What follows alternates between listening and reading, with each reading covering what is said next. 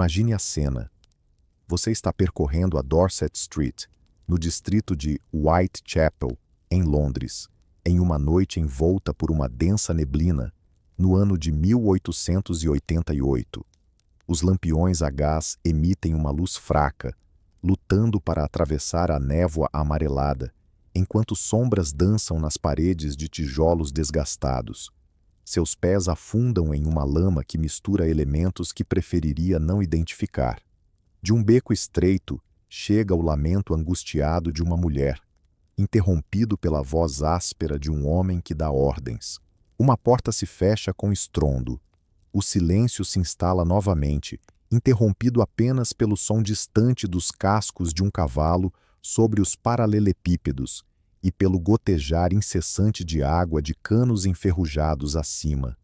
Você para, percebendo instintivamente que se encontra em uma das fétidas favelas de Londres, um labirinto de cortiços superlotados, bares de gin e outros estabelecimentos que a respeitável sociedade vitoriana preferia ignorar. Através de uma janela empoeirada, você vislumbra cortinas de veludo vermelho. O rosto pálido de uma mulher se pressiona contra o vidro por um instante, antes de desaparecer nas sombras. O cheiro forte da fumaça de carvão se mistura a algo mais. Desespero, talvez, ou a própria miséria humana que permeia esses poucos quarteirões, onde a luta pela sobrevivência se sobrepunha à moralidade a cada noite. Aqui é onde nossa narrativa se inicia, não nas luxuosas salas de estar de Mayfair ou nos salões impecáveis dos romances vitorianos, mas nas partes ocultas que tornavam essa respeitabilidade possível. Antes de nos aprofundarmos nessas histórias esquecidas de luta e dor, se você tem interesse em descobrir as verdades ocultas da história, considere clicar no botão de curtir e se inscrever para receber mais conteúdos como este. E, por favor, deixe um comentário abaixo dizendo de onde você está ouvindo. É impressionante que estejamos explorando juntos essas histórias antigas, conectados através do tempo e do espaço pela nossa curiosidade compartilhada sobre o passado. Mary Kelly já foi uma mulher bela. Aos 25 anos, vestígios de sua antiga beleza ainda eram visíveis em seu rosto quando ela sorria, algo que acontecia raramente naquele outono de 1888. Nascida na Irlanda, ela chegou a Londres com sonhos comuns a milhares de jovens. Um trabalho como empregada em uma casa respeitável, talvez um casamento com um comerciante, filhos e um lar pequeno, mas acolhedor. Contudo, acabou presa em um único quarto na 13 Miller's Court, ganhando a vida de maneiras que horrorizariam a jovem que desembarcou do barco no condado de Limerick apenas alguns anos antes. A história de Mary não era única. Por toda a Grã-Bretanha vitoriana, milhares de mulheres se viam forçadas a trabalhar em bordéis. Alguns eram estabelecimentos luxuosos em bairros badalados, enquanto outros mal passavam de favelas nas comunidades mais empobrecidas. O que unia essas mulheres não era a falha moral, como insistia a sociedade da época, mas a desesperança econômica em um período em que as mulheres não tinham praticamente nenhum direito legal e enfrentavam escassas oportunidades de emprego legítimo. O doutor William Acton, um renomado médico vitoriano que estudou a prostituição em profundidade, estimou em seu relatório de 1857 que Londres abrigava entre 80.000 e 120.000 prostitutas. Sua linguagem clínica não conseguia esconder a tragédia humana por trás desses números. A grande maioria das prostitutas nesse país provavelmente eram filhas de comerciantes de classe baixa, empregadas domésticas e mulheres que trabalhavam em vários tipos de serviços manuais. No entanto, as estatísticas de Acton, por mais chocantes que fossem para seus leitores da classe média, mal arranhavam a superfície de um sistema fundamentado na exploração e sustentado por uma cegueira intencional. Catherine Kate Edetos, Conhecia bem o fardo dos bolsos vazios e a dor excruciante da fome. Nascida em 1842, em Grassley Heath, Wolverhampton, ela começou sua trajetória como estampadora de chapas de lata. Contudo, a crise econômica a forçou a migrar para o East End de Londres. Em 1888, Kate vivia em pensões, economizando cada centavo para ter um lugar para dormir, muitas vezes se vendo obrigada a passar a noite ao relento. No dia 29 de setembro de 1888, ela foi detida por conduta desordeira e embriaguez, uma ocorrência comum entre mulheres em situações semelhantes, que frequentemente buscavam no álcool um alívio para os imensos desafios da pobreza e do desespero. Liberada da delegacia de polícia de Bishopsgate à 1 da manhã do dia 30 de setembro, Kate contava com 4 pence no bolso, o suficiente para um abrigo temporário, mas sem recursos para comprar comida. Assim, decidiu se aventurar pelas ruas estreitas, onde mulheres como ela podiam ganhar algumas moedas. Sem saber que essa escolha a tornaria uma das infames vítimas de Jack, o estripador, as últimas horas de Kate revelam a fragilidade da vida das mulheres que flertavam com a prostituição ocasional como forma de sobrevivência.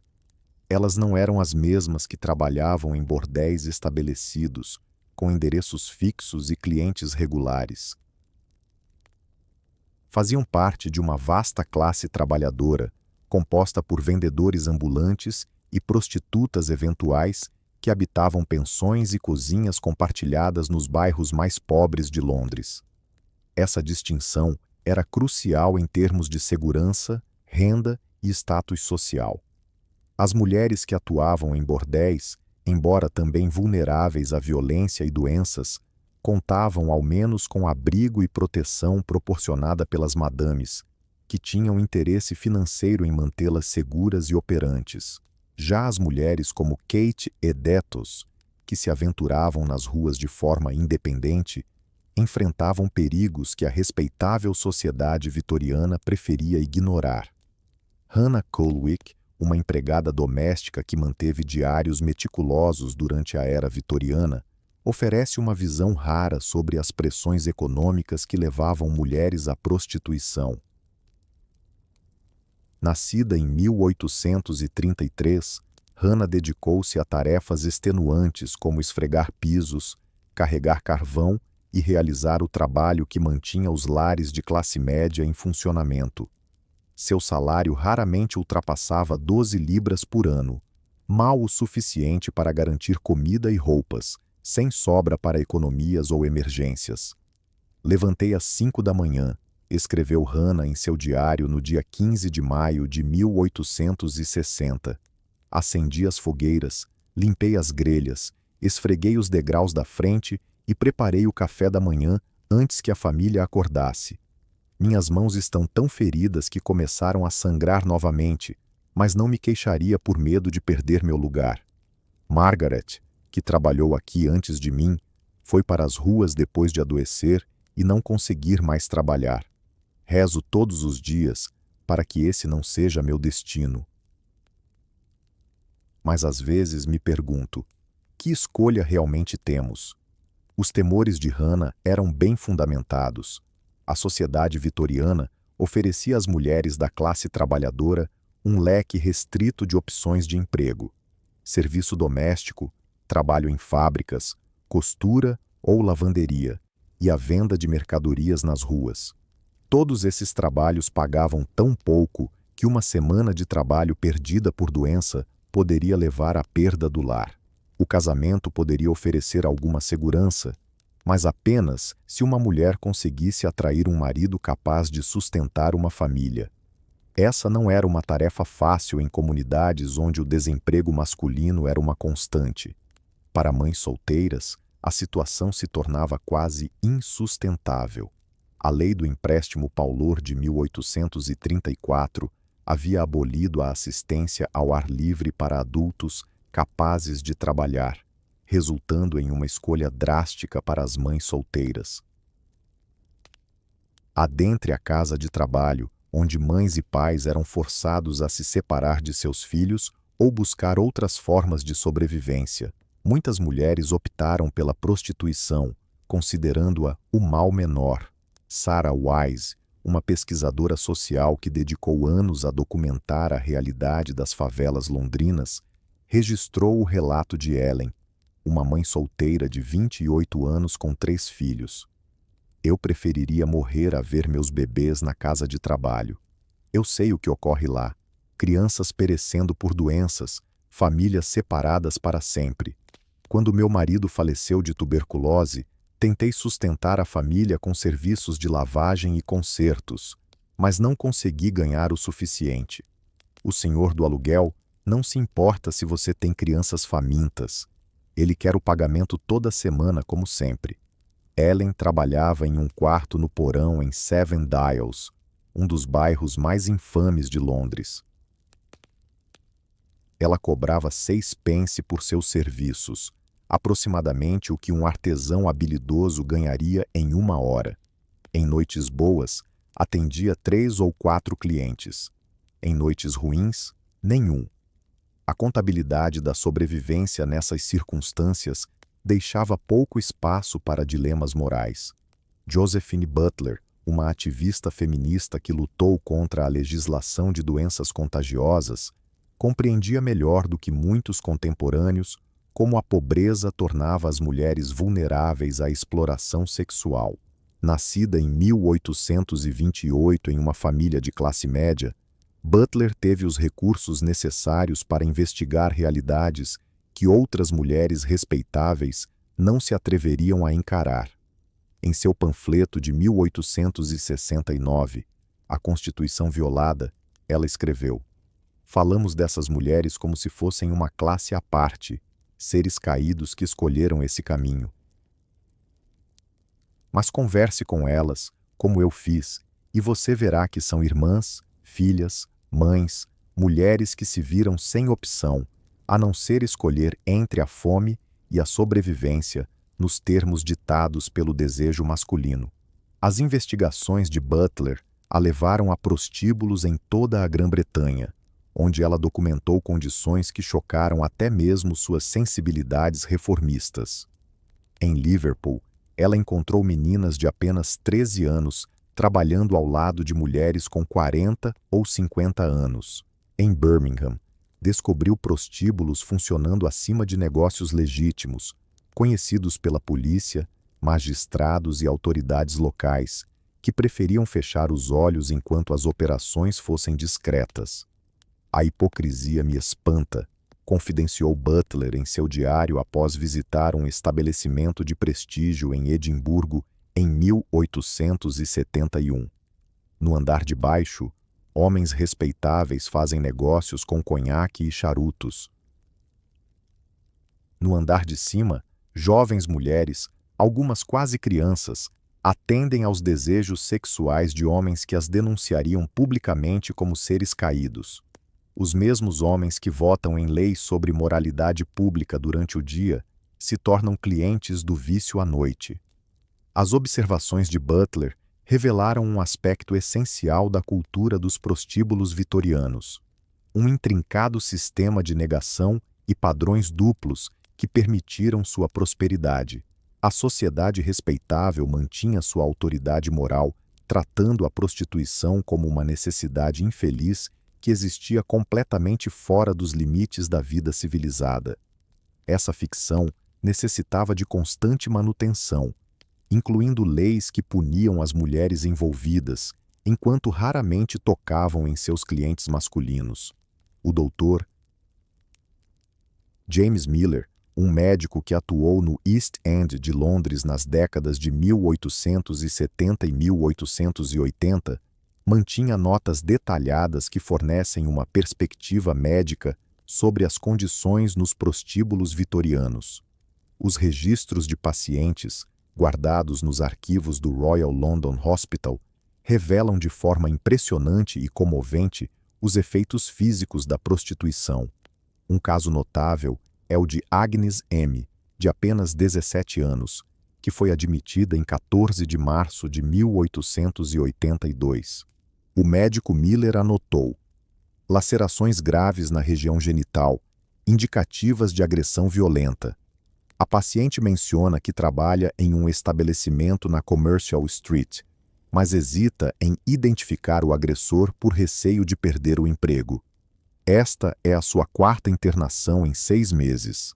A desnutrição é evidente, pesando cerca de 6 pedras, apesar de sua altura média.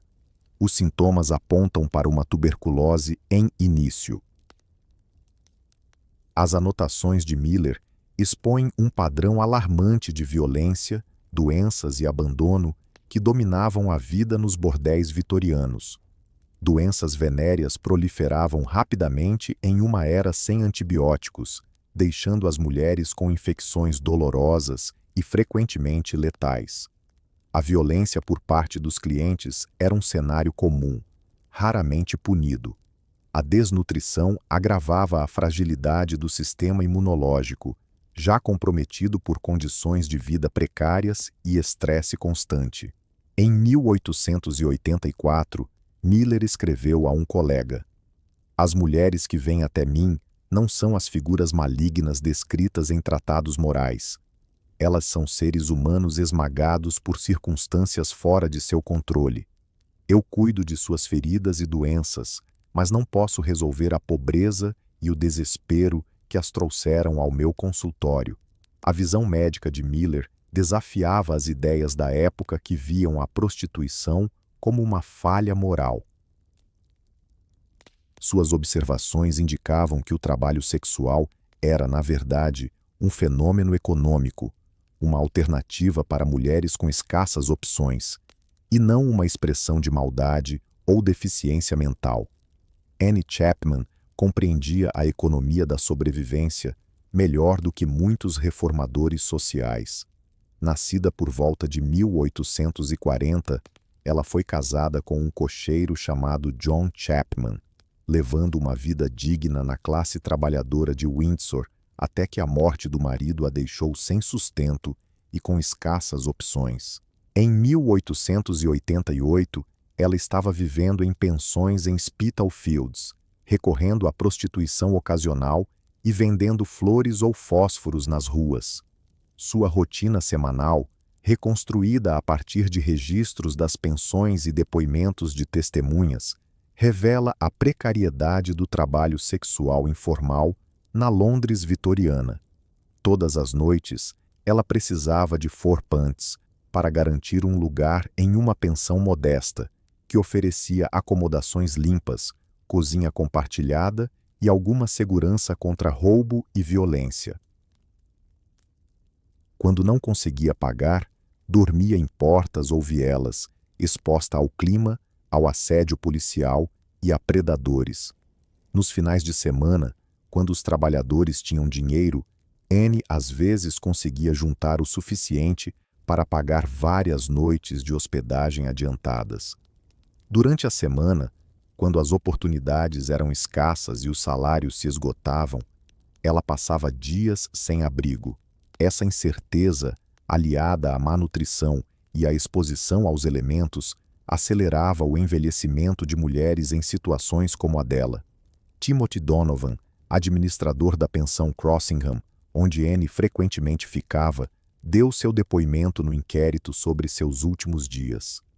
Ela era uma mulher tranquila, nunca causava problemas, sempre tentava quitar suas contas, embora por vezes estivesse sem fourpence para a cama.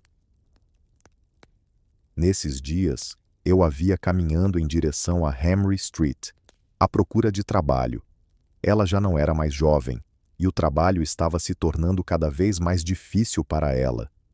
A trajetória de Annie espelhava transformações mais profundas no mercado de prostituição casual de Londres durante a década de 1880. A crise econômica intensificou a competição entre mulheres da classe trabalhadora em busca de empregos, tanto legais quanto ilegais. As jovens exigiam tarifas mais elevadas, deixando as prostitutas mais velhas a lutar por salários cada vez mais baixos em condições cada vez mais perigosas. Na noite de 7 de setembro de 1888, Anne não conseguiu reunir o dinheiro necessário para seu alojamento. Ela estava doente há semanas, enfrentando o que os moradores da pensão chamavam de tuberculose e problemas crônicos no estômago, que poderiam ser indícios de sífilis avançada. Por volta das 2 horas da manhã, Timothy Donovan a encontrou sentada na cozinha de Crossinghams, claramente debilitada e sem recursos para pagar um leito. "Não posso permitir que você fique aqui sem pagar", disse Donovan, apesar de testemunhas afirmarem que ele parecia hesitante em expulsar uma mulher doente no meio da noite. "Eu voltarei logo", respondeu Anne, envolvendo um xale fino em seus ombros antes de se perder na escuridão da Dorset Street. Seu corpo foi encontrado assassinado 6 horas depois, no quintal do número 29 da Hanbury Street. O corpo apresentava marcas de uma violência brutal, fazendo dela a segunda vítima confirmada de Jack, o estripador. Contudo, a morte de Anne, por mais chocante que fosse, simbolizava apenas um triste desfecho das circunstâncias que aprisionavam milhares de mulheres vitorianas em ciclos de pobreza e exploração. Margaret Harkness, uma jornalista e pesquisadora social que escrevia sob o pseudônimo John Law, passou meses em 1887 vivendo entre as mulheres do East End de Londres para registrar suas vivências em primeira mão. Seu livro, Em Londres Mais Sombria, oferece uma visão contemporânea rara sobre as estruturas sociais que sustentavam a prostituição na Grã-Bretanha vitoriana. "O público acredita que essas mulheres fazem suas próprias escolhas", escreveu Harkness. "Mas escolha implica ter opções. E que opções existem para uma mulher sem educação, sem apoio familiar e sem direitos legais?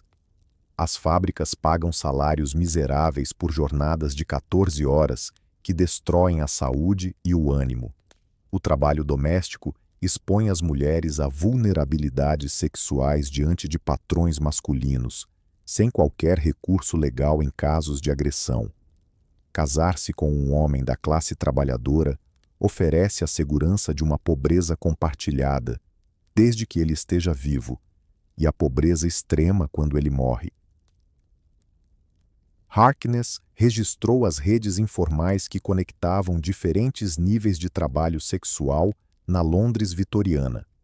Mulheres que atuavam em bordéis estabelecidos frequentemente se tornavam recrutadoras, abordando aquelas que se encontravam em situações desesperadoras em casas de trabalho, albergues e distritos fabris. O processo nem sempre era coercitivo de forma evidente. Muitas vezes, tratava-se apenas de oferecer soluções para crises imediatas. "Conheci Lily na casa de trabalho", recordou Emma, uma mulher que Harkness entrevistou em 1887. Ela já tinha estado lá antes, sabia como era horrível. Famílias separadas, maridos de esposas, mães de filhos. Quando eu estava prestes a entrar com meu bebê, ela me disse que havia outra saída. Falou que conhecia um lugar onde eu poderia ganhar o suficiente para alugar um quarto e ficar com minha filha. No começo, eu não sabia que tipo de trabalho ela se referia, e quando percebi, parecia melhor do que perder minha criança para sempre. A história de Emma ilustra como o tratamento severo da sociedade vitoriana em relação às mães solteiras criava vulnerabilidades que eram exploradas pelos proprietários de bordéis. O sistema das casas de trabalho, que deveria desencorajar a dependência do auxílio público, frequentemente empurrava as mulheres para a prostituição ao tornar as alternativas legítimas insuportavelmente punitivas. Harkness também registrou a complexa hierarquia presente na cultura dos bordéis vitorianos.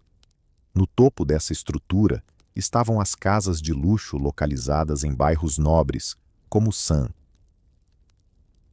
John's Wood e Regent Street, onde mulheres elegantemente vestidas encantavam clientes abastados em ambientes opulentos.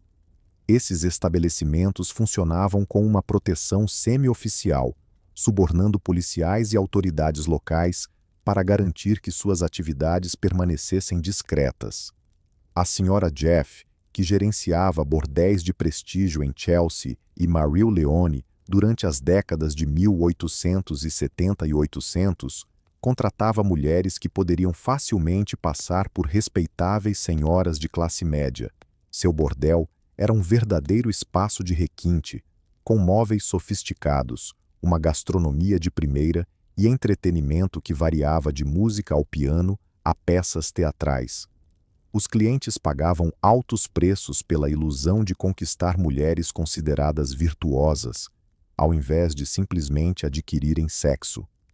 Contudo, os estabelecimentos da Sra. Jeffrey, mesmo que mais luxuosos do que a prostituição de rua, ainda operavam sobre princípios de exploração. As mulheres que trabalhavam nesses bordéis frequentemente acumulavam dívidas significativas com as madames, cobrindo custos com roupas, moradia, alimentação e cuidados médicos.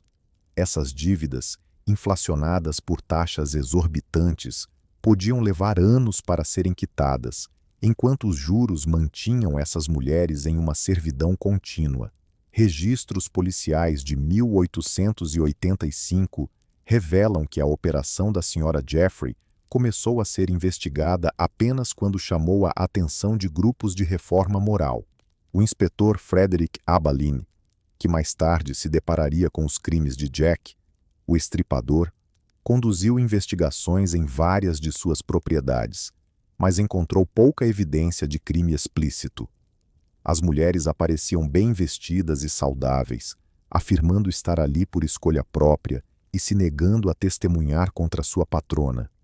A dificuldade, escreveu Abalini em seu relatório, estava em diferenciar entre a participação voluntária e a involuntária. Quando as opções que essas mulheres enfrentam são tão limitadas, elas podem optar por permanecer nesses ambientes, mas suas escolhas são fortemente restringidas por circunstâncias que as deixam sem alternativas de emprego legítimas que ofereçam renda semelhante. A análise de Abalini levantou questões profundas sobre consentimento e coerção na prostituição vitoriana, mesmo em locais relativamente confortáveis, como os da Sra. Jeff. A aparente conformidade das mulheres poderia refletir uma avaliação pragmática das opções disponíveis, em vez de uma verdadeira liberdade de escolha. Alice Mitchell, que trabalhou em um bordel de classe média em Pinlow durante a década de 1880, deixou um dos raros relatos em primeira pessoa sobre a vida cotidiana nesses estabelecimentos. Seu diário, encontrado entre seus pertences após sua morte em 1894, oferece um olhar íntimo sobre as estratégias psicológicas que as mulheres utilizavam para lidar com suas realidades. Rose, nova garota hoje, anotou Alice em 12 de outubro de 1883. Mal mais do que uma criança, talvez com apenas 16 anos, ela contou que sua família havia morrido de febre e que passou semanas nas ruas. A Sra. Henderson a acolheu, oferecendo um banho e um vestido apropriado. A jovem acreditava ter sido resgatada. Ainda não entendia o que se esperava dela. Eu me recordo de ter sentido gratidão também no começo. Parece um ato de salvação quando se está faminta e desesperada. As reflexões de Alice revelam como os proprietários de bordéis recrutavam mulheres vulneráveis por meio de aparentes gestos de bondade. As recém-chegadas frequentemente viam suas primeiras semanas como um alívio de uma crise imediata, tornando psicologicamente difícil reconhecer a exploração quando ela se tornava evidente. Narramos histórias para nós mesmas, criando um alicerce que torna tudo mais suportável, continuou Alice em uma de suas entradas. Acreditamos que somos atrizes em um grande palco, onde os homens que nos visitam são gentis cavalheiros que valorizam nossa companhia. Algumas garotas se convencem de que estão economizando para abrir negócios legítimos ou encontrar maridos respeitáveis. Eu costumava sonhar em ter uma pequena loja vendendo fitas e rendas para mulheres. Hoje, já percebo a verdade, mas aqueles sonhos me ajudaram a suportar por um tempo. O diário de Alice revela a lenta erosão da esperança e da autoilusão que permeavam o trabalho sexual em bordéis vitorianos. As mulheres criaram defesas mentais complexas para lidar com a dura realidade de suas vidas, mas manter essas ilusões se tornou cada vez mais difícil com o passar dos anos, enquanto a fuga continuava sendo um sonho distante. Em uma entrada datada de 3 de março de 1885, Alice expressa sua angústia ao notar a chegada de meninas cada vez mais jovens em seu local de trabalho. A senhora Henderson trouxe 2 garotas que parecem não ter nem 14 anos. Diz que elas são irmãs, órfãs, e que mendigaram nas ruas até que ela as alimentou com sopa quente e lhes ofereceu uma cama para dormir pela primeira vez em meses. Elas estão tão agradecidas que provavelmente fariam qualquer coisa que ela pedisse. Sinto náuseas ao testemunhar isso, lembrando de quando fui resgatada. Quero avisá-las, mas que diferença isso faria? Para onde mais poderiam ir? A angústia moral de Alice refletia a crescente preocupação entre algumas prostitutas vitorianas sobre o recrutamento de meninas tão jovens para o trabalho sexual. Apesar de a idade de consentimento ter sido elevada de 12 para 13 anos em 1875 e novamente para 16 anos em 1885, a realidade ainda era alarmante. Went Stead, editor do Palmore Gazette, chocou a sociedade vitoriana em 1885 com sua série investigativa, The Maiden Tribute of Modern Babylon, que expôs o tráfico de meninas para bordéis em Londres. Seu jornalismo, embora às vezes sensacionalista, trouxe à tona histórias reais de crianças sendo vendidas por pais desesperados ou sequestradas de comunidades carentes. Eu comprei as vidas dessas crianças, escreveu Stead, enfatizando que não fazia isso por interesses pessoais, mas para mostrar como tais transações aconteciam facilmente na Inglaterra cristã. A corrupção da juventude avança de forma implacável, protegida pelo silêncio de quem deveria zelar pela moral pública.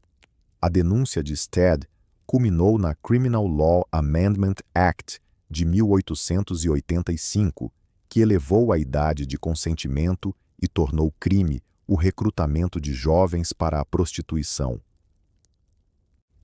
Contudo, essas mudanças legais tiveram um impacto limitado nas condições que tornavam as crianças vulneráveis à exploração.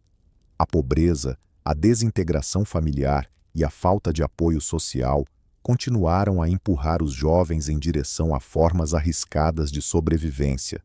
Rebecca Jarrett, uma ex-prostituta que se transformou em reformadora moral e ajudou na investigação de Stead, forneceu um relato detalhado sobre as táticas usadas para recrutar meninas nos bordéis vitorianos. Nascida por volta de 1846, Rebecca viveu quase 20 anos na prostituição antes de passar por uma conversão religiosa e dedicar sua vida ao resgate. Elas visam garotas em seus momentos mais vulneráveis. Rebecca testemunhou em uma comissão parlamentar em 1886, revelando como, recém-órfãs ou expulsas de seus empregos, ou fugindo de lares violentos, eram oferecidas comida, abrigo e roupas bonitas, coisas que nunca haviam tido. Quando compreendiam o que era esperado em troca, já estavam atoladas em dívidas e dependência.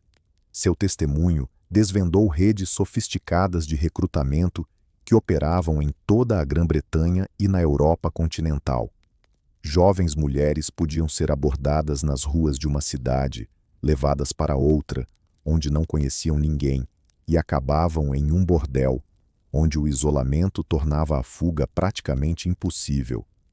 Em Liverpool, Conheci mulheres que atuavam como recrutadoras, revelou Rebecca.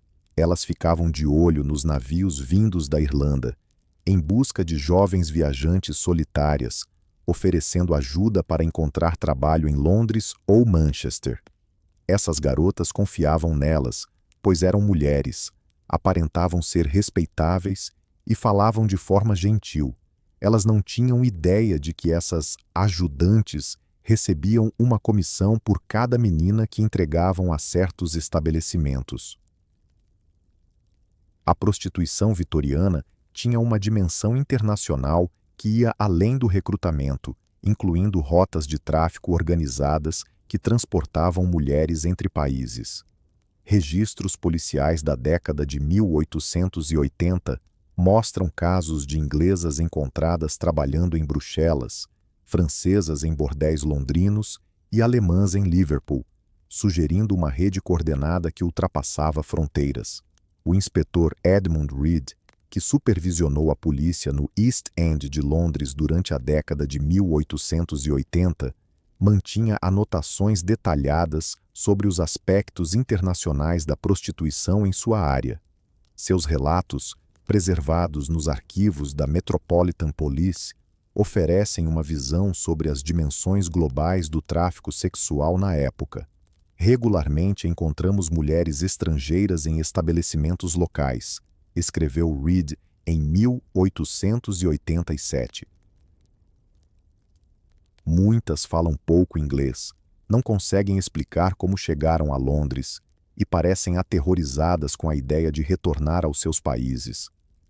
Algumas afirmam ter sido prometidas empregos legítimos como empregadas ou operárias de fábricas, mas acabam em situações que nunca imaginaram e das quais não conseguem se libertar. As anotações de Reed documentam casos que exemplificam os padrões de tráfico. Marie, uma belga de 17 anos, disse que lhe ofereceram um trabalho como empregada em uma família rica em Londres. No entanto, ela se viu em um bordel em Whitechapel, onde foi informada de que devia dinheiro pelo transporte, alimentação e acomodação, que deveria ser pago com seu trabalho sexual. Ao ser questionada sobre voltar para a Bélgica, Reed escreveu que Marie ficou extremamente agitada, alegando que sua família acreditava que ela estava trabalhando respeitosamente na Inglaterra. Ela temia que retornar para casa trouxesse vergonha para seus irmãos e impedisse que eles conseguissem bons casamentos. Essa vergonha aprendeu em uma situação da qual ela desejava desesperadamente escapar. O aprisionamento psicológico de Marie, causado pela vergonha e pela honra familiar, era mais uma estratégia de controle utilizada pelos operadores de bordéis vitorianos. Muitas mulheres que podiam fisicamente escapar de suas circunstâncias permaneciam presas pelas expectativas sociais, que tornavam impossível retornar às suas vidas anteriores após trabalharem na prostituição. A doutora Elizabeth Blackwell, uma das primeiras mulheres licenciadas a praticar medicina na Grã-Bretanha, documentou as consequências médicas da prostituição em bordéis vitorianos com uma precisão clínica que muitos médicos homens evitavam. Seu relatório de 1881, O Elemento Humano no Sexo, ofereceu uma perspectiva rara e feminina sobre as condições que afetavam milhares de mulheres. A deterioração física avança de forma previsível, escreveu a doutora Blackwell. As doenças venéreas se espalham rapidamente em ambientes onde múltiplos parceiros são comuns e as medidas de prevenção são rudimentares, mas o dano psicológico muitas vezes se revela mais devastador do que as enfermidades físicas. Eu cuidei de mulheres que conseguiram superar a sífilis e a gonorreia, mas que nunca conseguiram se recuperar do trauma da violência sexual disfarçada de comércio. Os registros da doutora Blackwell documentam a evolução das doenças sexualmente transmissíveis em uma época em que não havia tratamentos eficazes. A sífilis primária pode ser tratável, mas os estágios secundário e terciário traziam danos permanentes ao sistema cardiovascular e nervoso. Muitas mulheres que se dedicavam à prostituição faleciam na casa dos 20 e 30 anos devido a enfermidades que poderiam ser tratadas com o devido cuidado médico. Os estabelecimentos variavam bastante em relação à atenção à saúde. A doutora Blackwell observou: casas de luxo, às vezes, contratam médicos para examinar regularmente as mulheres e tratar doenças prontamente. Já os locais de menor qualidade não oferecem qualquer atenção médica, permitindo que as infecções se agravem, até que as mulheres fiquem tão doentes que não consigam mais trabalhar. Essas mulheres são então geralmente expulsas para morrer em abrigos ou nas ruas. A doutora Blackwell também registrou o uso de métodos rudimentares de contracepção e aborto nos bordéis vitorianos. As mulheres tentavam evitar a gravidez com duchas de várias substâncias, inserindo objetos para bloquear a concepção e consumindo ervas e produtos químicos que prometiam interromper gestações. Esses métodos eram frequentemente ineficazes e, em muitas ocasiões, perigosos, levando a infecções, envenenamento ou lesões internas. Cuidei de muitos casos de envenenamento por mercúrio devido a medicamentos patenteados que eram anunciados como soluções para queixas femininas, escreveu a doutora Blackwell em 1883. Essas preparações, amplamente acessíveis apesar de seus efeitos tóxicos, eram utilizadas por mulheres desesperadas para controlar a reprodução em situações em que engravidar significaria perda de renda e possível abandono por parte de seus empregadores. A intersecção entre saúde reprodutiva e sobrevivência econômica aumentava a vulnerabilidade das mulheres na prostituição vitoriana. A gravidez costumava resultar em perda temporária ou permanente de emprego, com escassos recursos para sustentar crianças nascidas nessas condições. Louisa Twining, uma filantropa que criou lares de abrigo para mulheres que deixavam a prostituição, documentou os desafios enfrentados por aquelas que tentavam escapar do trabalho sexual. Sua organização, fundada em 1858, oferecia abrigo temporário e formação básica para mulheres que buscavam empregos dignos. As dificuldades que elas enfrentam são imensas, escreveu Twining em seu relatório anual de 1879. Empregadores respeitáveis não contratam mulheres com passados na prostituição, independentemente de suas circunstâncias atuais ou desejo de mudança. Muitas não possuíam habilidades além das adquiridas em seu antigo ofício. O mais angustiante de tudo, frequentemente não conseguiam retornar às suas famílias, que as viam como permanentemente envergonhadas. Os registros do lar de abrigo de Twining revelam as consequências a longo prazo do envolvimento na prostituição vitoriana. Mulheres que conseguiram deixar o trabalho sexual muitas vezes continuavam marginalizadas, conseguindo apenas empregos precários e mal remunerados. Muitas acabaram retornando à prostituição, não por escolha, mas pela impossibilidade de sobreviver com os baixos salários disponíveis para elas em empregos legítimos. Sarah nos procurou em 1877, determinada a mudar sua vida e encontrar um trabalho honesto. Ela era inteligente, eloquente e tinha habilidades genuínas em trabalhos manuais. No entanto, após meses de busca, nenhuma costureira a aceitou uma vez que soube de seu passado. Ela acabou deixando nosso abrigo, afirmando que não conseguia se sustentar com o pouco que recebia lavando roupas para instituições de caridade. Nunca mais a vimos. A trajetória de Sarah revela como os valores morais da era vitoriana estabeleceram barreiras duradouras à mudança, mesmo para as mulheres que realmente desejavam se afastar da prostituição. O estigma social ligado ao trabalho sexual não afetava apenas as mulheres, mas também suas famílias e qualquer pessoa a elas relacionada, gerando fortes incentivos para o isolamento e a ocultação. As crianças cujas mães estavam na prostituição vitoriana enfrentavam situações extremamente difíceis. Algumas casas de prostituição proibiam a presença de filhos, forçando as mães a escolher entre deixar seus pequenos ou abrir mão de sua única forma de sustento.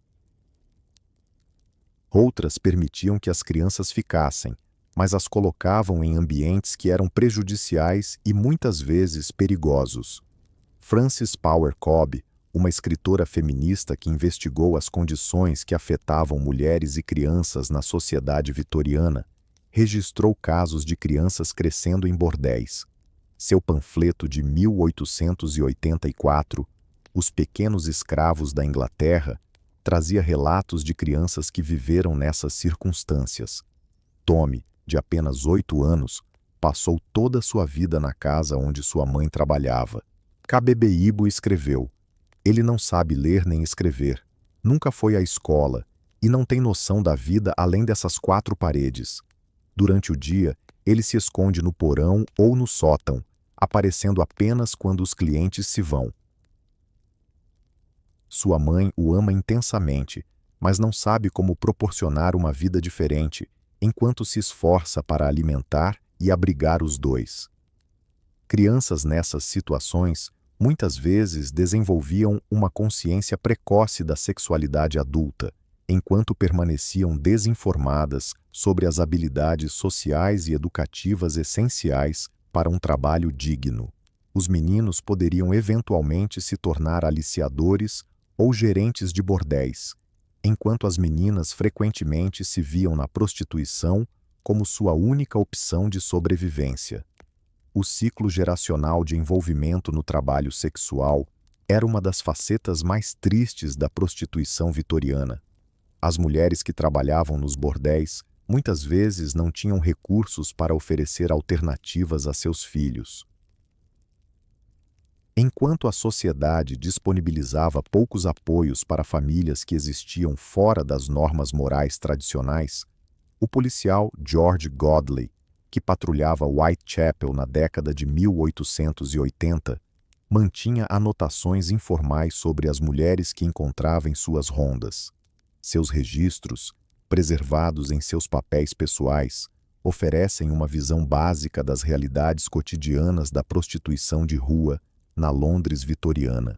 A maioria das mulheres que conheço pelo nome e circunstância, Godley escreveu em 1888, não são criminosas em nenhum sentido comum, apenas almas pobres lutando para sobreviver em condições que desafiariam qualquer um.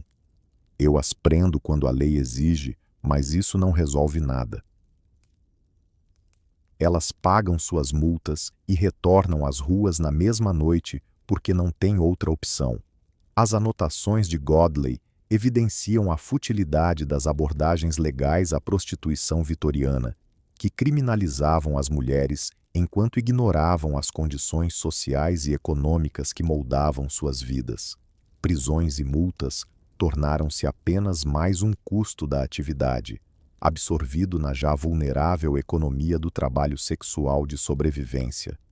Elizabeth Stride não me dá problemas, observou Godley, sempre educada, nunca violenta ou desordeira. Mas eu percebo sua saúde se deteriorando ao longo do último ano.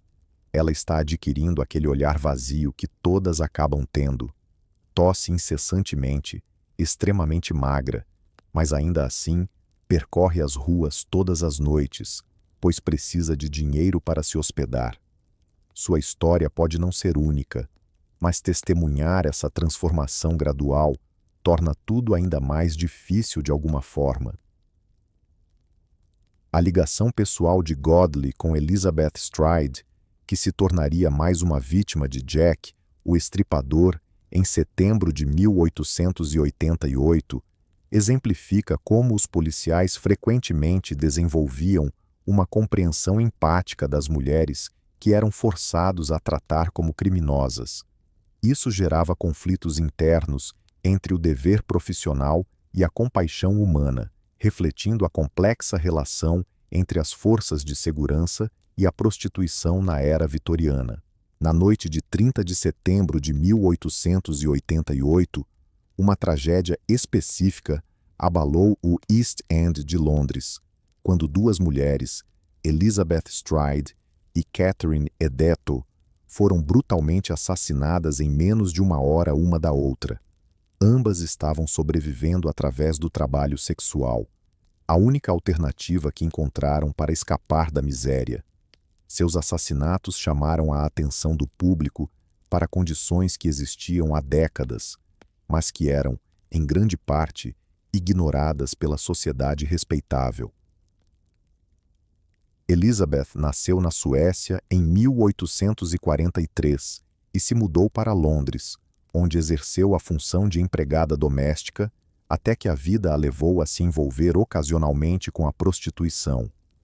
Catherine, por sua vez, havia sido estampadora de chapas de lata até que as dificuldades financeiras a empurraram para uma situação semelhante. Ambas estavam além de seu auge, de acordo com os padrões do trabalho sexual, lutando por clientes em um mercado saturado com mulheres mais jovens. Os assassinatos chocaram a sociedade vitoriana, não porque essa violência fosse algo raro. Mulheres em situações semelhantes enfrentavam perigos constantes, mas a brutalidade de suas mortes forçou um reconhecimento público de vidas que a sociedade educada preferia ignorar. A cobertura da imprensa sobre os crimes de Jack, o Estripador, trouxe detalhes gráficos dos momentos finais das vítimas, mantendo ao mesmo tempo uma distância moral através de uma linguagem que ressaltava seu desvio da feminilidade respeitável. O Times de Londres, ao noticiar a morte de Elizabeth Stride, descreveu-a como uma mulher de caráter dissoluto que frequentava albergues comuns do distrito. Essa escolha de palavras, comum nas reportagens da época, serviu para estabelecer uma linha entre as vítimas dignas e as indesejáveis, evitando uma análise das condições sociais que levaram a essas tragédias. Entretanto, alguns pensadores começaram a perceber as implicações mais amplas dos assassinatos. George Bernard Shaw, escrevendo para o jornal Star em setembro de 1888, instou seus leitores a refletirem sobre o contexto social. Os assassinatos de Whitechapel não eram obra de um monstro, mas sim o resultado inevitável de um sistema social que cria monstros ao privar os mais vulneráveis de dignidade e segurança básicas. A análise de Shaw, considerada radical para sua época, sugeriu que a violência contra as prostitutas era uma manifestação extrema de uma violência social mais ampla contra mulheres aprisionadas na pobreza. Essa visão desafiava as suposições confortáveis sobre a responsabilidade moral individual ao investigar as condições estruturais que geravam vulnerabilidade à exploração e ao dano. Os assassinatos de Whitechapel também revelaram o quanto a polícia e as autoridades locais estabeleciam acordos informais com a prostituição em áreas de classe trabalhadora. Oficiais como George Godley conheciam as mulheres de suas comunidades pelo nome, compreendiam suas circunstâncias e geralmente intervinham apenas quando eram obrigados a garantir a ordem pública ou investigar crimes mais graves. Essa aceitação não oficial refletia a percepção de que a criminalização da prostituição era, em grande medida, inviável, devido às condições sociais e econômicas que a sustentavam. Enquanto não houvesse alternativas viáveis para garantir a sobrevivência, as mulheres continuariam a vender sexo, independentemente das leis. Os recursos das forças de segurança eram mais eficazes quando direcionados à proteção básica da sociedade, em vez de tentativas de erradicar comportamentos que surgiam de realidades que escapavam ao controle individual. O Dr. Thomas Bond, cirurgião da polícia que examinou os corpos das vítimas de Jack, o Estripador, forneceu registros clínicos que evidenciavam a violência inerente ao trabalho sexual na época vitoriana. Seus laudos, focados nas causas das mortes, revelaram padrões de lesões e doenças que afetavam as mulheres na prostituição. As vítimas apresentavam sinais de desnutrição crônica. O Dr. Bond registrou sobre Catherine Edetus cáries dentárias indicativas de uma dieta precária e falta de cuidados médicos, cicatrizes nas mãos e braços, sugerem experiências de violência anterior, e sua condição física geral revela um longo período em condições de vida adversas e alimentação inadequada. Os exames realizados pelo Dr. Bond mostraram que a brutalidade dos assassinatos do estripador era apenas a face mais extrema de um leque de danos que as mulheres enfrentavam cotidianamente. Desnutrição, doenças, exposições climáticas e agressões dos clientes geravam um desgaste que comprometia suas vidas, mesmo que os incidentes isolados não fossem imediatamente fatais. O outono de 1888 foi um marco na conscientização pública sobre a realidade das mulheres na prostituição vitoriana. As investigações dos assassinatos chamaram a atenção para bairros como Whitechapel, onde jornalistas e ativistas sociais documentaram condições de vida que chocaram a classe média. Arthur Morrison, um jornalista que passou meses investigando o East End de Londres, publicou suas descobertas em Tales of Mean Streets. Suas descrições de Whitechapel revelaram um mundo que coexistia com a sociedade vitoriana respeitável, mas que permanecia em grande parte oculto. As ruas são estreitas e sinuosas, escreveu Morrison, rodeadas de casas que parecem se sustentar umas às outras. Nas portas e becos, mulheres aguardam clientes que podem nunca aparecer. Elas variam em idade, desde meninas que deveriam estar na escola até avós que recordam tempos melhores. O que as une não é a maldade, mas a cruel matemática da sobrevivência em uma sociedade que não lhes oferece opções. O trabalho de Morrison capturou a pobreza avassaladora que sustentava a prostituição na Londres vitoriana.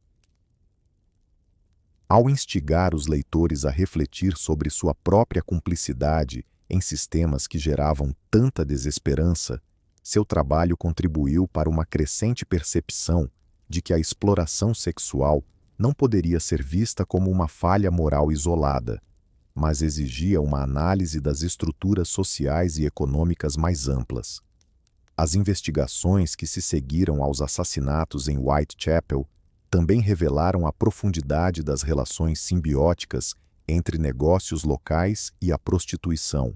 Pubs funcionavam como pontos de encontro informais onde as mulheres podiam encontrar possíveis clientes. Casas de abrigo ofereciam refúgio que tornava a sobrevivência viável entre os períodos de trabalho. Profissionais de saúde, farmacêuticos e até clérigos desempenhavam papéis informais no apoio a essas mulheres que existiam fora das normas sociais convencionais.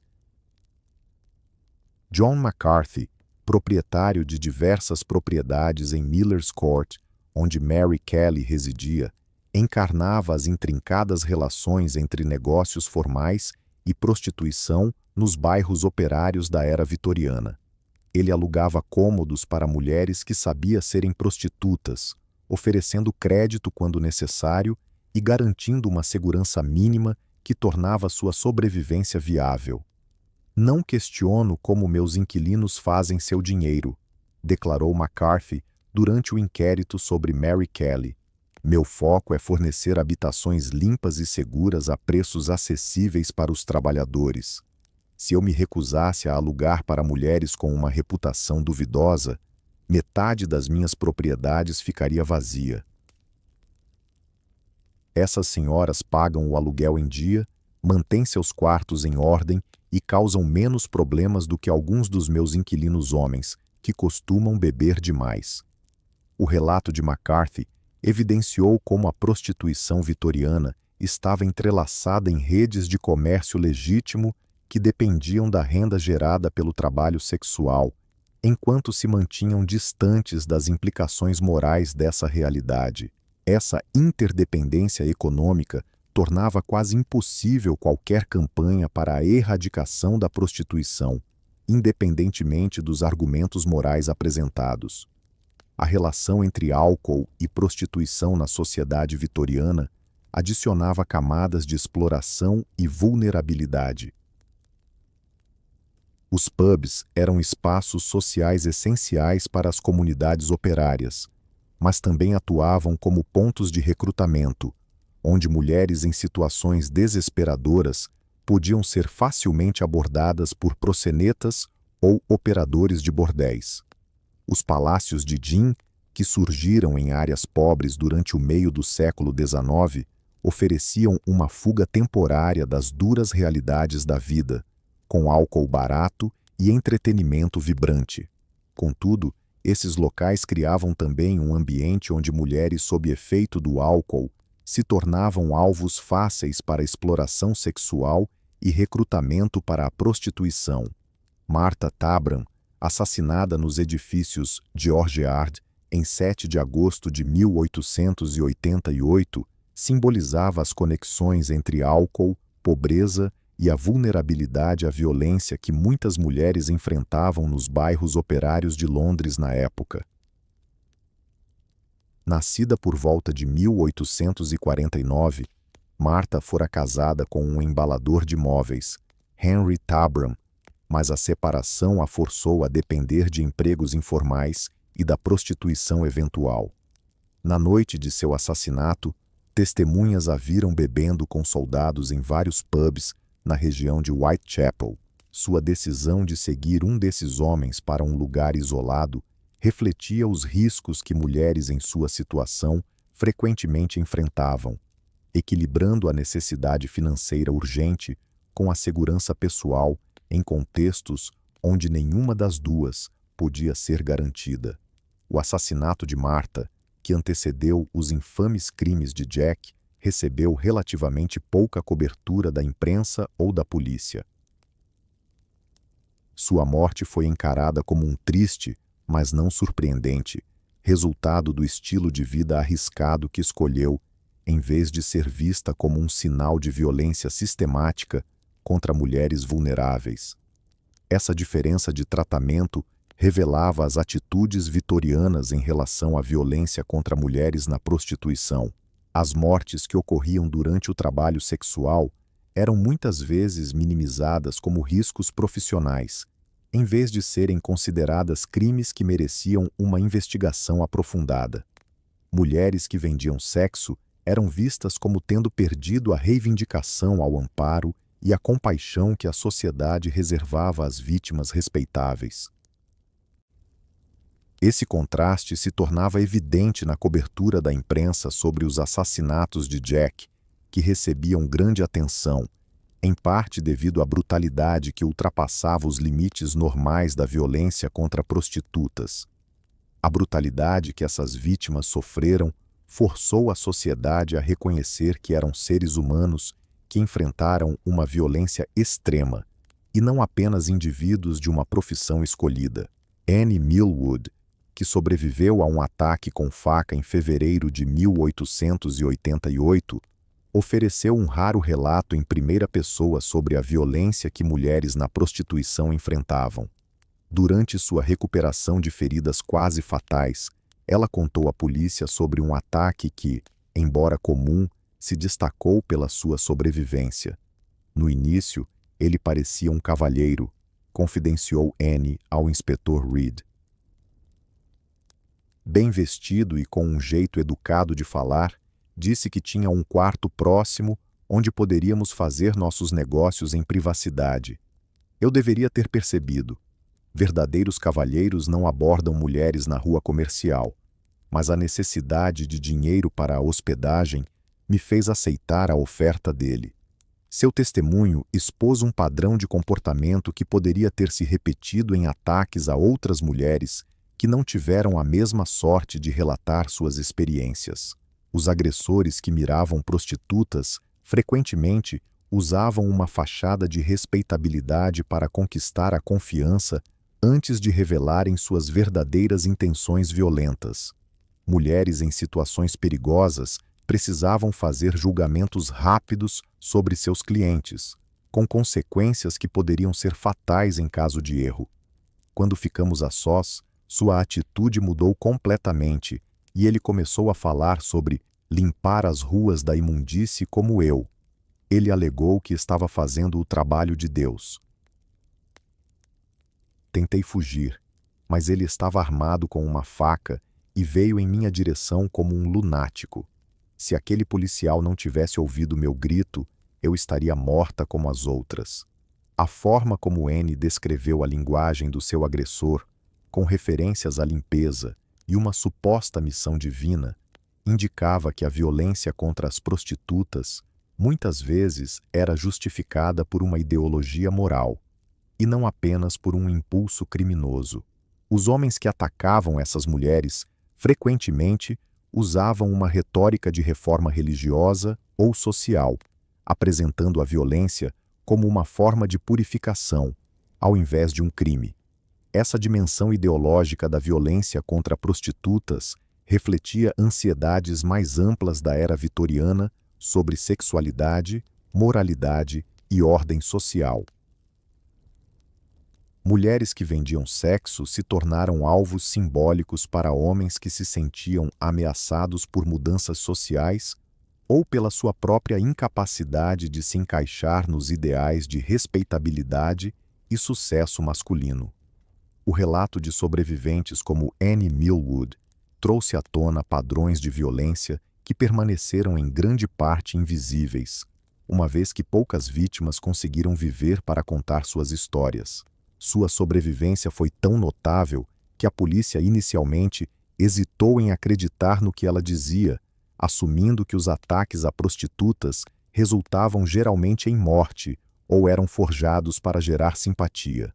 Frances Cole, que sobreviveu até abril de 1891, antes de ser assassinada em circunstâncias possivelmente ligadas aos assassinatos do Ripper, exemplificou a vulnerabilidade que permeava a vida das mulheres na prostituição vitoriana.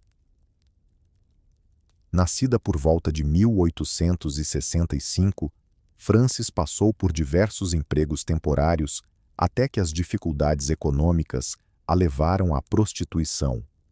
Registros policiais revelam os repetidos episódios de violência que Frances enfrentou nos anos que antecederam sua morte. Ela foi atendida por ferimentos em pelo menos 6 ocasiões entre 1888 e 1891, geralmente alegando que havia caído ou se machucado acidentalmente, ao invés de admitir agressões que poderiam manchar sua reputação ou colocar seus atacantes em risco. Frances temia identificar os homens que a agrediam. Ellen, uma mulher que conhecia Frances dos abrigos, testemunhou que isso só pioraria a situação, pois causaria problemas para os clientes. Era mais seguro suportar a dor e esperar por um tratamento mais amável na próxima vez. Todos nós compreendíamos essa lógica. Reclamar sobre violência fazia com que você parecesse um incômodo, e mulheres problemáticas não atraem clientes. O relato de Ellen evidenciou como a dependência financeira de clientes potencialmente agressivos gerava incentivos poderosos para que as mulheres aceitassem abusos em vez de denunciá-los. Fazer uma reclamação sobre violência poderia resultar em perda de rendimento, o que significava a diferença entre ter um lar ou ficar sem abrigo, tornando a resistência silenciosa uma escolha racional, mesmo diante de ferimentos graves. Na noite de 13 de fevereiro de 1891, Frances foi encontrada morta sob um arco ferroviário em Swallow Gardens, com a garganta cortada, em circunstâncias que lembravam os assassinatos anteriores do Ripper. No entanto, em 1891, a atenção pública havia mudado de foco, afastando-se dos assassinatos de Whitechapel e a morte de Frances recebeu pouquíssima cobertura da imprensa, apesar das evidências que sugeriam uma possível conexão com os crimes anteriores. O desinteresse crescente pela violência contra as prostitutas do East End após 1889 mostrou como a sociedade vitoriana rapidamente retornou ao seu padrão habitual de ignorar questões que a chocavam temporariamente. Os assassinatos do Ripper causaram um breve desvio na invisibilidade habitual das mulheres que exerciam a prostituição. Contudo, essa atenção não se sustentou após o fim da violência espetacular. O Dr. Frederick Gordon Brown, responsável por exames post-mortem de várias vítimas do Ripper, registrou evidências médicas que revelaram os problemas de saúde crônicos que afligiam as mulheres nesse contexto. Seus relatórios detalhados, embora se concentrassem nas causas imediatas das mortes, ofereciam um panorama mais amplo do impacto físico das vidas vividas em extrema pobreza e situações perigosas. A já falecida Catherine Edetos trouxe à tona evidências significativas de doença renal crônica. Em seu relatório oficial, datado de 1º de outubro, o Dr. Brown escreveu: dano hepático compatível com consumo prolongado de álcool, cicatrizes nas mãos e antebraços, sugerindo ferimentos defensivos de agressões anteriores. A condição física geral indica desnutrição prolongada e exposição a condições de vida severas. As observações clínicas do Dr.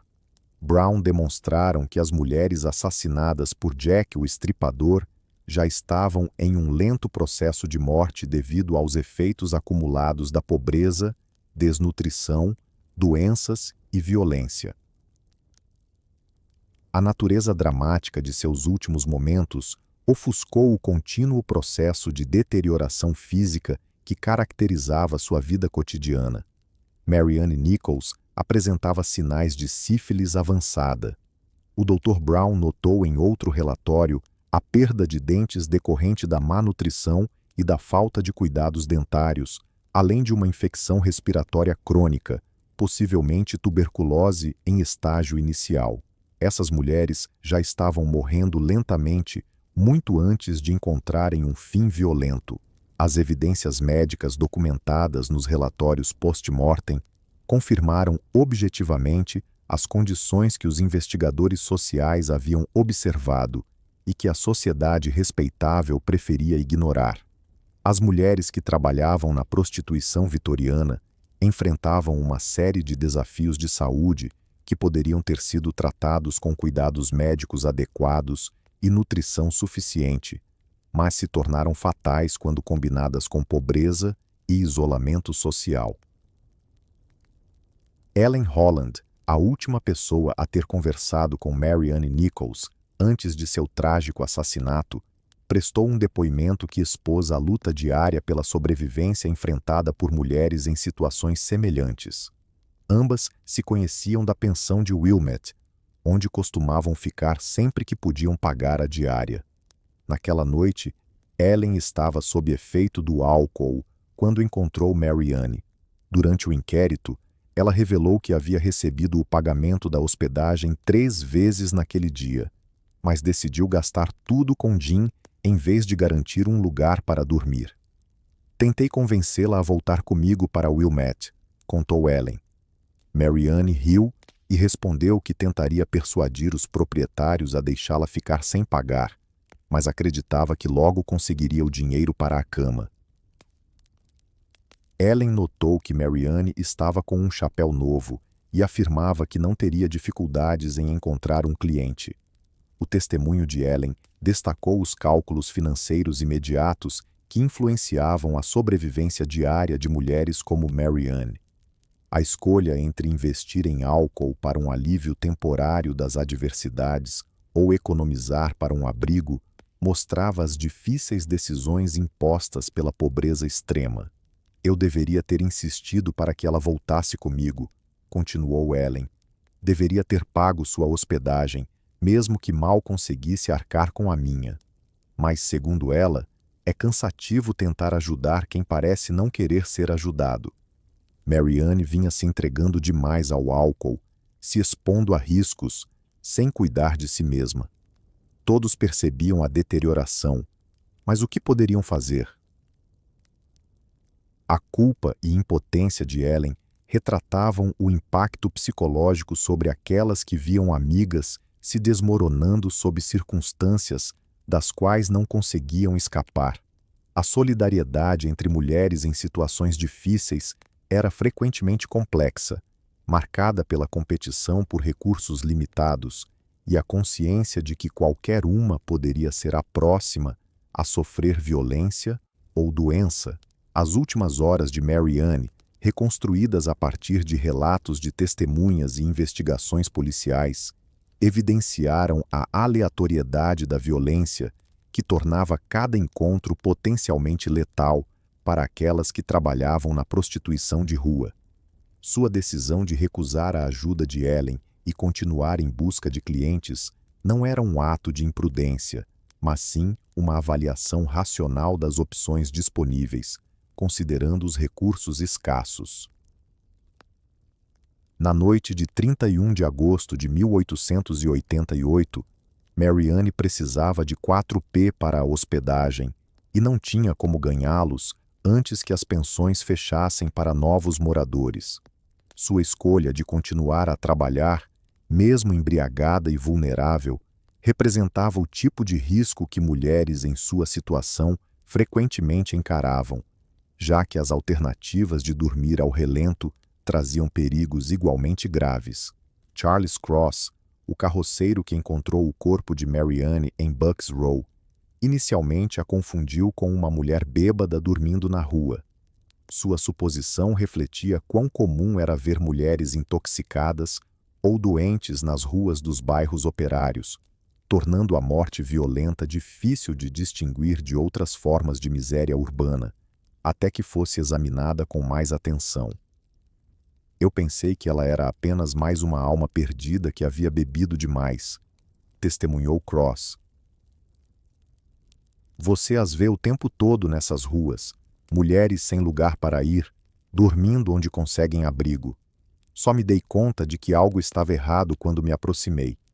A forma como ela estava deitada, o sangue, me fez perceber que ela não estava apenas bêbada.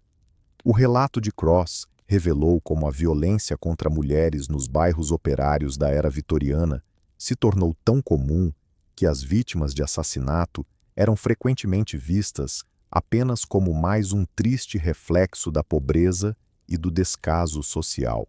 As circunstâncias que tornavam essas mulheres vulneráveis à violência letal eram tão habituais que a morte, em si, parecia perder a relevância, a menos que ocorresse de maneira particularmente chocante. Robert Poe, um carroceiro que encontrou o corpo de Marianne logo após Cross, hesitou em se aproximar do que acreditava ser apenas mais uma mulher embriagada. Sua hesitação refletia a tendência dos homens da classe trabalhadora de evitar se envolver com mulheres que aparentavam ser prostitutas. Eles sabiam que associar-se a essas mulheres poderia manchar suas próprias reputações e oportunidades de trabalho. Cross, percebendo que algo estava errado, chamou Poe e disse que a mulher precisava de ajuda. No começo, eu não queria me envolver. Você aprende a cuidar da sua própria vida nessas áreas, especialmente quando se trata de mulheres assim. Mas a preocupação genuína de Cross me fez dar uma olhada, contou ele.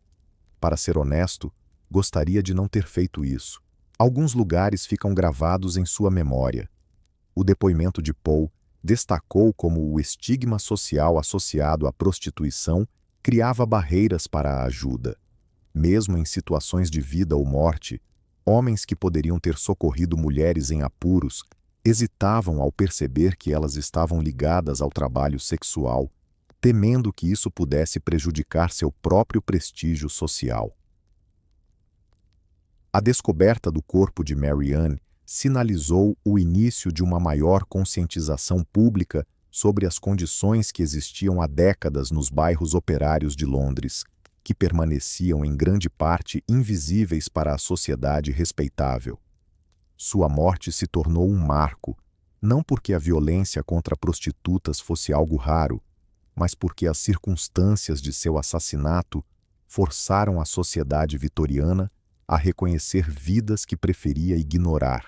O inspetor John Spratling, que liderou a investigação inicial do assassinato de Mary Ann, documentou os procedimentos policiais que revelavam a abordagem habitual da polícia em casos de violência contra mulheres na prostituição.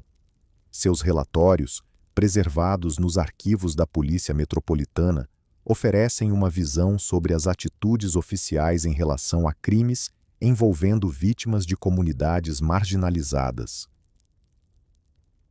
A falecida era uma mulher de caráter duvidoso, anotou Spratling em seu relatório datado de 1º de setembro ao ser apresentado ao caso.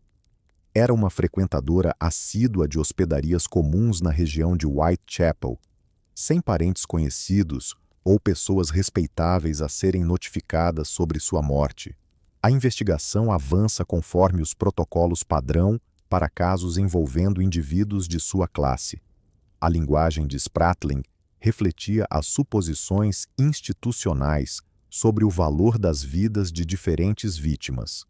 Mulheres envolvidas na prostituição eram consideradas intrinsecamente menos dignas de uma investigação aprofundada do que aquelas vistas como respeitáveis, com os recursos policiais sendo alocados de acordo. No entanto, o aumento alarmante de assassinatos em Whitechapel durante o outono de 1888 exigiu uma atenção mais séria a crimes que antes poderiam ter sido descartados como meras consequências infelizes de estilos de vida imorais. A brutalidade chocante dos assassinatos ultrapassou os limites normais da violência contra prostitutas, exigindo respostas que reconhecessem essas mulheres como seres humanos dignos de proteção. O inspetor Frederick Abalin, encarregado de coordenar a investigação do Jack, trouxe uma visão mais empática para os casos que envolviam vítimas da prostituição. A vivência de Abalene na supervisão de áreas operadas pela classe trabalhadora lhe proporcionou uma profunda compreensão das condições sociais e econômicas que geravam vulnerabilidade à exploração e à violência. Essas mulheres não são criminosas em nenhum sentido relevante, escreveu ele em um relatório reservado para seus superiores em outubro de 1888. Elas são vítimas de circunstâncias que lhes oferecem poucas opções para sobreviver. É crucial que nossa investigação reconheça que elas merecem a mesma proteção e atenção que ofereceríamos a qualquer outra vítima de um crime violento. A visão de Abalene era uma perspectiva rara na aplicação da lei da época vitoriana. No entanto, sua maneira de abordar o caso do Ripper estabeleceu um marco ao tratar os crimes contra prostitutas como questões sérias que requerem uma atenção profissional, em vez de meros episódios de violência previsíveis. O outono de 1888 também foi marcado por uma colaboração sem precedentes entre a polícia e organizações de reforma social que investigavam a situação no East End de Londres.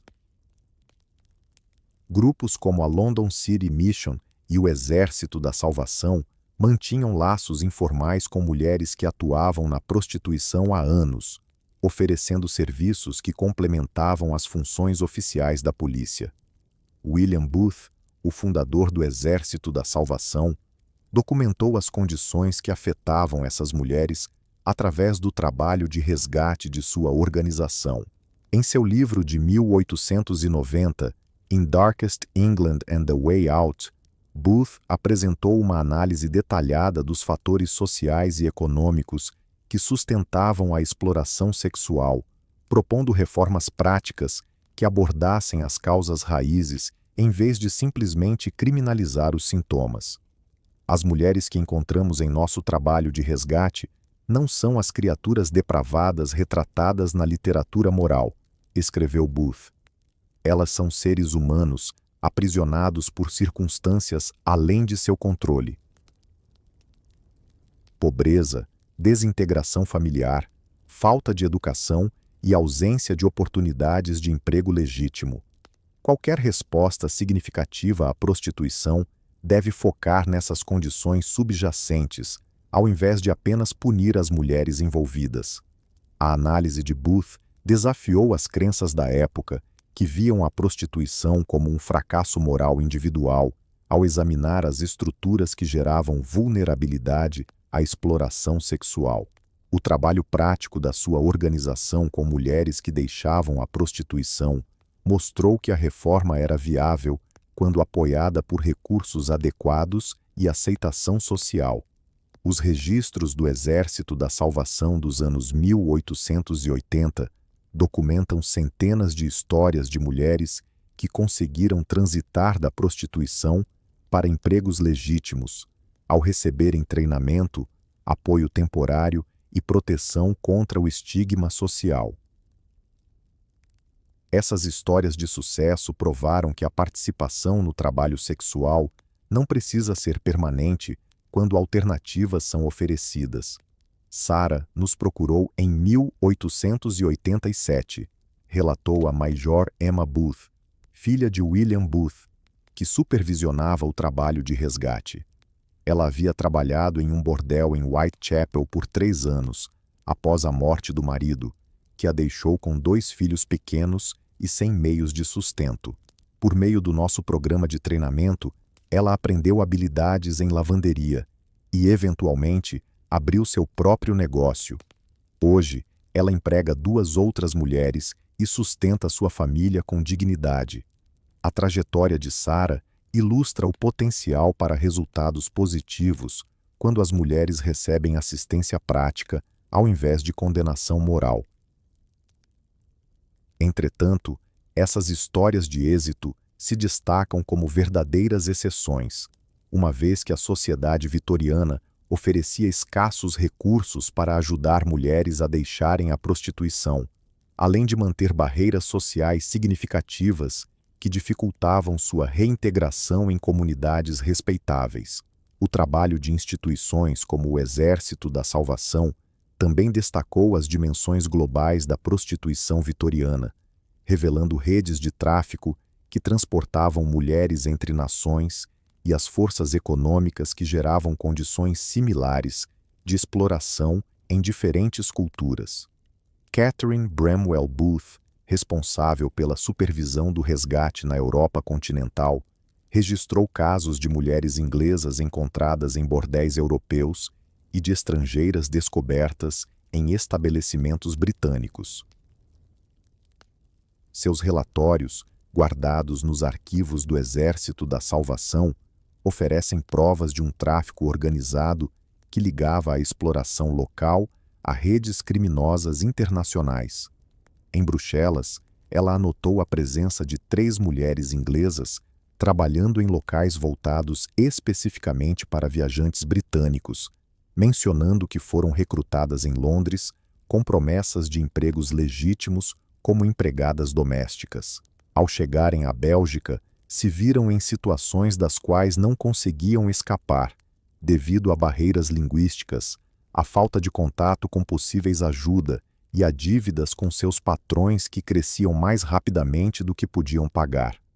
O tráfico internacional, documentado por Bramwell Booth e outros pesquisadores, revelou organizações criminosas astutas que exploravam as dificuldades legais e práticas que dificultavam o deslocamento das mulheres entre países.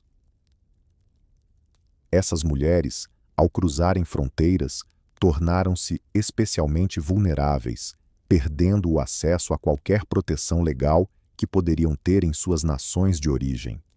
Os traficantes conhecem bem como tirar proveito das fraquezas das mulheres.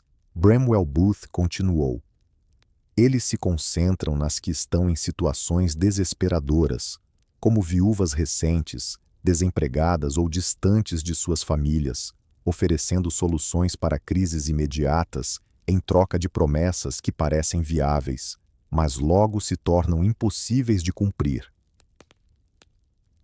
Quando essas mulheres percebem sua verdadeira situação, já estão a centenas de quilômetros de casa, sem recursos para escapar. Esses padrões de tráfico persistiram durante a era vitoriana e se estenderam, pois atendiam a interesses econômicos que iam além das ações de grupos criminosos isolados. A demanda por sexo comercial em grandes centros urbanos criou mercados que organizações criminosas podiam explorar de maneira lucrativa, enquanto barreiras legais e sociais dificultavam intervenções eficazes em benefício das mulheres envolvidas. Ao chegarmos ao final da nossa exploração pelos recantos escondidos e ruas escuras da prostituição vitoriana, é necessário encarar uma última e desconfortável verdade. O sistema que examinamos nunca realmente desapareceu. Ele apenas se transformou, adaptou-se e evoluiu para formas que a sociedade moderna prefere ignorar. Hoje, em cidades ao redor do mundo, mulheres ainda trocam sexo por sobrevivência. Enquanto a sociedade respeitável se apega à ilusão de que tais transações representam escolhas individuais, em vez de uma falha sistêmica, as ruas iluminadas de Whitechapel deram lugar a anúncios na internet e casas de massagem. Mas a equação fundamental da desesperança permanece inalterada. A pobreza ainda gera vulnerabilidade. A marginalização social continua a dificultar a fuga. A violência ainda faz vítimas cujas mortes recebem pouca atenção das autoridades ou da mídia. As mulheres que encontramos nestas páginas, como Mary Kelly, Annie Chapman, Catherine Edetos, Elizabeth Stride e muitas outras cujos nomes permanecem desconhecidos, continuam a fazer parte de nossa realidade, vestindo trajes distintos e falando idiomas variados, mas lidando com situações surpreendentemente semelhantes. Suas narrativas reverberam nas redes de tráfico contemporâneas, nas escolhas difíceis de mulheres que enfrentam diferentes formas de exploração e na violência que ainda é uma ameaça constante para aquelas que comercializam sexo em sociedades que criminalizam suas estratégias de sobrevivência, ao mesmo tempo em que ignoram as condições que tornam essas escolhas inevitáveis. A indignação moral da sociedade vitoriana, que se manifestava de forma elaborada, enquanto sustentava o sistema que dizia desaprovar, encontra um eco perfeito nas legislações atuais que criminalizam a prostituição, sem abordar a pobreza, a desigualdade e a falta de alternativas que criam um cenário onde a venda de sexo se apresenta como uma escolha lógica para mulheres com opções limitadas. O verdadeiro horror dos bordéis vitorianos não se resumia apenas ao sofrimento individual que ali existia, embora esse dor fosse imensa e real. O verdadeiro horror estava na eficiência do sistema que canalizava os desejos sexuais de homens respeitáveis em direção a mulheres que podiam ser utilizadas e descartadas, sem que isso desafiasse a autoridade moral da sociedade que criou e perpetuou sua exploração. Ao caminhar por qualquer grande cidade hoje, você pode encontrar os descendentes desses estabelecimentos vitorianos, casas de massagem com letreiros de neon, serviços de acompanhantes anunciados em jornais locais, plataformas digitais conectando compradores e vendedoras de sexo comercial. Embora as tecnologias tenham avançado, as dinâmicas fundamentais permanecem as mesmas. De um lado, o desespero, do outro, o desejo, com lucro e exploração preenchendo a lacuna entre esses dois extremos.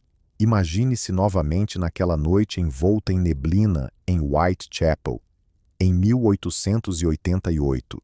Desta vez, enquanto escuta os ecos das portas sombrias, os sussurros de negociações, os rangidos das escadas e os gritos abafados, lembre-se de que esses sons nunca realmente cessaram. Eles apenas se mudaram para lugares onde a sociedade respeitável não precisa escutá-los, ocultos atrás de novas fachadas, mas sustentados pela mesma economia de sobrevivência que levou Mary Kelly ao tribunal de Miller naquela última noite de novembro, quando ela abriu a porta para a escuridão que a aguardava do lado de fora.